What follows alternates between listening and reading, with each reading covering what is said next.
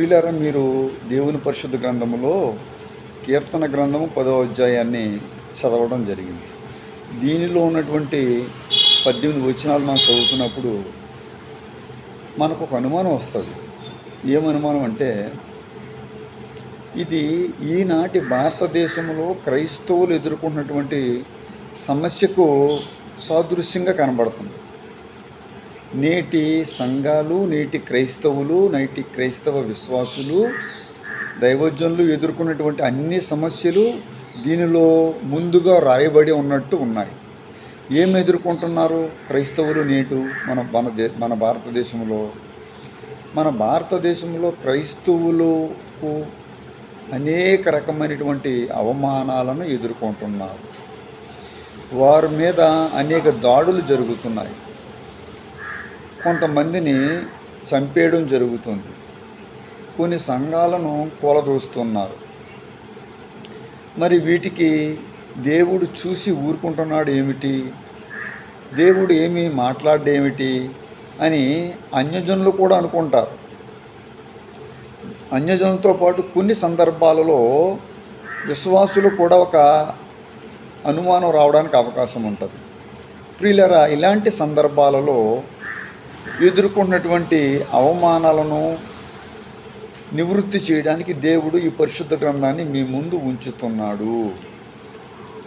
In the book of Psalms 10th chapter, if you can read the Bible 16th, 17th and 18th verses, యెహోవా నిరంతరము రాజై ఉన్నాడు, ఆయన దేశములో నుండి అన్యజనులు నశించిపోయిరి. 17th verse, యెహోవా లోకులు ఇకను భయంకారకులు కాకుండానట్లు బాధపడు వారి కోరికను నీవు వినియున్నావు. తండ్రి లేని వారికిని నలిగిన వారికిని న్యాయము తీర్చుటకై నీవు వారి హృదయమును స్థిరపరిచితివి, చెవియొగ్గి ఆలకించితివి. ఇంత మంచి మాటలో బహుశా మీరు తెలుసుకుని ఉండరు. దావీదు ఆ కాలములో రాసినటువంటి ఆ మాటలు ఈ కాలంలో మనము అనుభవిస్తున్నటువంటి మరి భయంకరమైన వేదనలకు సమాధానాన్ని ఇస్తున్నాయి. మనం ఎదుర్కొన్నటువంటి సమస్యలు, శోధనలు, ఇరుకు, ఇబ్బందులు, మరి మనం ఏమి చేయలేనటువంటి పరిస్థితుల్లో నలిగిపోతున్నటువంటి మన క్రైస్తవ జనాంగానికి దేవుడు జవాబు ఇస్తున్నాడు. ఇక్కడ ఏమని జవాబిస్తున్నాడు? మీరు ఇలాంటి సందర్భాలలో దేవుణ్ణి విడిచిపెట్టకూడదు. ఎందుకంటే దేవుడు ఆయన శాశ్వత కాలము ఉండే రాజు, ఆయన నిరంతరము రాజై ఉన్నాడు. ఆయన దేశంలో నుండి అన్యజనులు నశించిపోయిరి. వాళ్ళు అనుకోవచ్చు, క్రైస్తవుల్ని మేము నాశనం చేస్తాము, బైబిల్ లేకుండా చేయేస్తాము, సంఘాలు లేకుండా చేస్తాము, సువార్త ప్రకటించకుండా మేము చేస్తాము. బైబిల్ లేకుండా చేస్తానని వాగ్దానం చేసి చాలామంది చివరికి క్రైస్తవత్వంలోకి వచ్చి క్రీస్తు సువార్తను ప్రకటించిన వారు అనేక వందల వేల మంది సాక్ష్యాలను మనం చూస్తూ వచ్చాము. ప్రియులారా, దేవుని యొక్క వాక్యం చెబుతుంది, లోకులు ఇకను భయంకారకులు కాకుండానట్లు బాధపడువారు కోరికను విని ఉన్నావు. ఆల్రెడీ యూ హ్యావ్ సీన్, నువ్వు చూస్తున్నావు, నువ్వు వింటున్నావు. తండ్రి లేని వారికి కానీ నలిగిన వారికి కానీ, చూసారంటే ఇక్కడ మాట నలిగిన వారు. దేంట్లో నలిగిన వారు? శ్రమల్లో, శోధనలో, ఇబ్బందుల్లో, మరి అవరోధాల్లో, సువార్తలో వారు నలిగిపోతున్నటువంటి వారికి న్యాయము తీర్చుటకై వారి హృదయాలను అస్థిరపడకుండా వారి హృదయాలను స్థిరపరిచే దేవుడు, వారి మొరను ఆలకిస్తున్న దేవుడు. పిల్లలు, మీరు 10వ అధ్యాయము మొత్తం అంతా కాన్సన్ట్రేట్ చేయాలి. ఈ లింకును చూసి లేకపోతే ఇక్కడ వాక్యాన్ని కేవలం వినేసి వెళ్ళిపోవడం కాదు. మీరు ఇంటికి వెళ్ళిన తర్వాత you open the Bible and read the 10th chapter of Psalms. మొదటి వచనంలో, యెహోవా నీవెందుకు దూరంగా నిలుచుచున్నావు, ఆపత్కాలములలో నీవు ఎందుకు దాగి ఉన్నావు? ఒక ప్రశ్నను సంధిస్తున్నట్టుగా ఈ యొక్క లేఖనం ఈ యొక్క వచనం మనకు కనబడుతుంది. అంటే చాలామంది అనుకునేది, ఈ శ్రమల్లో నువ్వు మాకు దూరంగా ఉన్నావేమిటి, ఈ ఆపత్కాలంలో నువ్వు దాక్కున్నట్టుగా ఉన్నావు, నువ్వు బయటికి రావడం లేదు, నీవు వారి మీద తీసుకునే చర్య మాకు కనబడతలేదు. ఎంతసేపు మేము అవమానాలు పొందుతున్నాము, ఎంతసేపు క్రైస్తవులపై అవమానాలు, అనుమానాలు, క్రైస్తవ మాటలపైన దేవుని పరిశుద్ధ గ్రంథం మీద ఉన్నటువంటి అనుమానాలు. ప్రపంచంలో మరి ఏ గ్రంథం మీద ఎవరికి అనుమానం రావడం లేదు, కేవలం క్రీస్తు మీదే.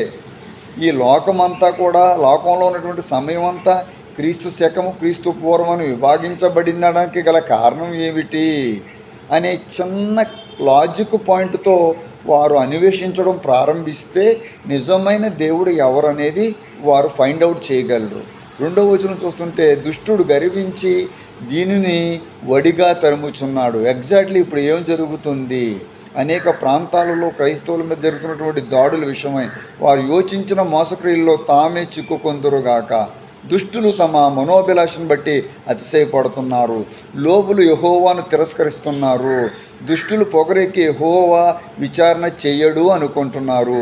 దేవుడు లేడని వారు ఎప్పుడూ కూడా యోచిస్తూనే ఉన్నారు. వారు ఎల్లప్పుడూ భయం మానుకుని ప్రవర్తిస్తూనే ఉన్నారు. నీ న్యాయ విధులు ఉన్నతమైనవని వారి దృష్టికి అవి అందకుండును. వారు తమ శత్రువులందరినీ చూసి తిరస్కరిస్తారు. వారు అనుకుంటున్నారట, మరి 6వ వచనంలో, మేము కదల్చబడము తరతరములకు మరి ఆపద చూడమని వారు తమ హృదయాల్లో అనుకుంటున్నారు. వారి నోరుట శాపముతోనూ కపటముతోనూ వంచనతోనూ నిండిపోయింది. వారి నాలుగు కింద ఏముందట? చేటును పాపమును ఉన్నదట. తామున్న పల్లెలియందు మాటు చోటుల్లో పొంచి విందురు. చాటైన స్థలములలో నిరపరాధులను చంపుతున్నారు. వారి కన్నులు నిరపరాధులను పట్టుకొనవలని పొంచి చూస్తున్నారు. గుహలో సింహం వలె వారు చాటైన స్థలంలో పొంచి ఉన్నారు. బాధపడు వారిని పట్టుకొన పొంచి ఉన్నారు. బాధపడు వారిని తమ వల్లోనికి లాగి పట్టుకుందురు. కాగా నిరపరాధులు నలిగి వంగుదురు. అవును, అపరాధాలు లేనివారు, దేవుని యందు విశ్వాసం ఉంచిన వారు, ప్రార్థనాపరులు వారి దగ్గర వంగి నలిగిపోవడం జరుగుతుంది. వారు శ్రమలను చూడవలసిన పరిస్థితి వస్తుంది. వారి బలత్కారముల వల్ల నిరపరాధులు కూలిపోతున్నటువంటి పరిస్థితి ఎదుర్కోవడం. ఆ రోజు జరిగినది తీరు మనకు సరిగ్గా తెలియదు, కానీ ఆ రోజు ఏ విధంగా మరి జరిగినటువంటి సంఘటనలపైన ఈ యొక్క వచనాన్ని మరి ఆయన దావీదు గారు రాయడం జరిగిందో, ఇది ప్రవచనాత్మకంగా కేవలం రాయబడిందో, భవిష్యత్తులో జరగబోయేది, లేకపోతే ఆ రోజు పరిస్థితుల్లో కూడా ఇలాంటి పరిస్థితి ఉన్నదేమో కాదు, ఉన్నది. కానీ ఈ రోజు పరిస్థితులకి అది సరిగ్గా టాలీ అవ్వటం అనేది నేను మీకు చూపిస్తూ ఉన్నాను. వారి యొక్క బలత్కారం వల్ల నిరపరాధులు కూలిపోతారట. వాళ్ళు అనుకున్నారట దేవుడు మర్చిపోయాను. పిల్లల, దేవుడు మర్చిపోయే దేవుడు కాదు. దేవుడు కళ్ళు లేని దేవుడు కాదు. ఆయన విముఖుడై ఎప్పుడునూ మమ్మల్ని చూడకుండానని వారు తమ హృదయాల్లో అనుకునే పరిస్థితి వచ్చింది. యెహోవా లెమ్ము, దావీదు అంటున్నాడు ఇండైరెక్ట్గా. యెహోవా లెమ్ము, ఇండైరెక్ట్గా దేవా, బాధపడు వారిని మరొక నీ చెయ్యి ఎత్తుము. అవును, శోధింపబడుతున్న వారి విషయంలో నీ చెయ్యి ఎత్తి వారికి సహాయం అందించమని. దుష్టులు దేవుని తృణీకరించుట ఎందుకు జరుగుతుంది? నీవు విచారణ చెయ్యని వారు తమ హృదయాల్లో నువ్వు చెయ్యవని వాళ్ళు అనుకుంటున్నారే అని దావీదు యొక్క కీర్తన గ్రంథంలో మనకు కనబడుతున్నది. కానీ 14వ వచనం చదవండి దయచేసి. నీవు దీనిని చూచి ఉన్నావు కదా, వారికి ప్రతీకారము చేయుటకై నీవు చేటును పగను కనిపెట్టి చూచుచున్నావు. ఇక్కడ 14వ వచనం చాలా మోస్ట్ ఇంపార్టెంట్. 14వ వచనం, ప్రియ క్రైస్తవ సంగమా, క్రైస్తవ జనాంగమా, సోదరులారా, హింసింపబడుతున్న వారా, శ్రమలు ఎదుర్కొంటున్నటువంటి వారులారా, please read the Bible. 10th Psalms 14th verse. నీవు దీనిని చూచి ఉన్నావు కదా, దేవుడు దీన్ని చూస్తున్నాడు. దేవునికి మహిమ కలుగును గాక. దేవుడు దీన్ని చూస్తున్నాడు. క్రైస్తవులు పడుతున్నటువంటి బాధలను చూస్తున్నాడు. ఆయన యందు విశ్వాసం ఉంచిన వారు పడుతున్నటువంటి బాధల్ని దేవుడు చూస్తున్నాడు. మీరు పడుతున్న బాధ దేవుడు చూచాడు, వారికి ప్రతీకారము చేయుటకై. ఇప్పుడు ప్రతీకారం చేయటం ఎవరి వంతు? దేవుని వంతు.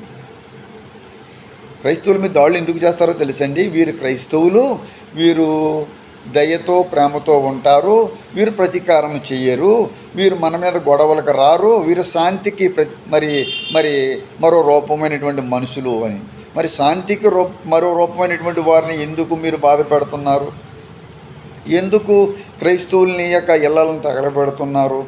ఎందుకు క్రైస్తవ స్త్రీలను మానభంగం చేద్దామని మరి ముందుగా ప్రతిజ్ఞ చేసి లక్షలాది మందిని మరి ముందుగా మీరు సమకూర్చోవడం జరుగుతుంది? వారు మీకు చేసిన అన్యాయం ఏమిటి? క్రైస్తవుల వలన ఈ దేశానికి కానీ మరి ప్రపంచంలోని ఏ జాతి ప్రజలకైనా ఎక్కడైనా ఏదైనా అన్యాయం జరిగినట్టుగా, అవమానం జరిగినట్టుగా చరిత్రలో ఎక్కడైనా ఉందా? భారతదేశంలోనే కాదు, not only in India, other కంట్రీస్లో కూడా మీరు ఎక్కడైనా చూడండి, క్రైస్తవులు ఎవరికైనా హాని చేశారా? దేవుని ప్రేమను కలిగి వారు జీవిస్తున్నారు. దేవుని ప్రేమను ప్రకటించేవారు ఒకరైతే, దేవుని ప్రేమను కలిగి జీవిస్తున్నవారు కొంతమంది. దేవుని ప్రేమను కలిగి ఉండమని అనేక మందికి ప్రకటిస్తున్నవారు కొందరుంటే, దేవుడు ప్రేమామయుడు, దేవుడే చూసుకుంటాడులే అని దేవుడి మీద భారం పెట్టి వారు తగలబడిపోతున్నా, వారి ఇల్లుని తగలబెడుతున్నా మరి అపకారము చేయనటువంటి జాతి ఏదైనా ఉందంటే అది క్రైస్తవ జాతేనండి. నా ప్రియమైనటువంటి సహోదరి సహోదరులారా, దేవుడు ప్రతీకారం చేసే దేవుడు, దేవుడు ఉపకారం చేసే దేవుడు అని కూడా ఉంది ఇదే కీర్తన గ్రంథంలో. దేవుడు ప్రతీకారం కూడా చేయగలడు. ఆయన ఖడ్గము ఆయన చెయ్యి పైకి ఎత్తితే ఏ మనుషుడును తట్టుకోలేడు. కాబట్టి విశ్వాసులారా, మీరందరూ మీ విశ్వాసంలోనే ముందుకు సాగాలని ప్రభువు చూస్తున్నాడు. మీకు అన్యాయం జరగదు, మీ పక్షాన దేవుడు నిలిచి ఉంటాడు, మీ పిల్లల్ని మీ సంతతిని దేవుడు చూసుకుంటాడు అని నేను ఖచ్చితంగా చెప్పగలను. దేవునికి ఆశీర్వాదం మీ మీదకు వచ్చును గాక.